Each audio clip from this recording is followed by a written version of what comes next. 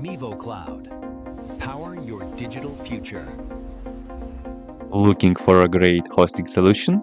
Check our website for prices. First, what you need to do is to update the server packages. You can do this by the following command.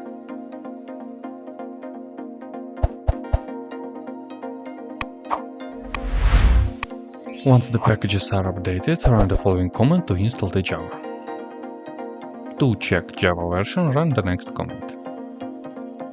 The first method of installing Maven is by installing Apache Maven from the official Ubuntu repositories. Run the next command.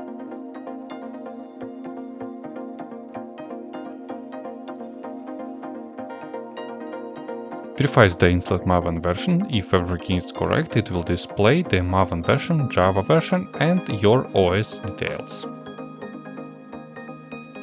The second method for installing Maven, you need to run the next commands. First, navigate to a different folder, then download files from the internet. It fetch the Maven archive.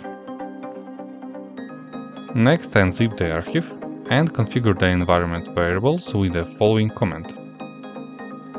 You need to pass the following lines into the file.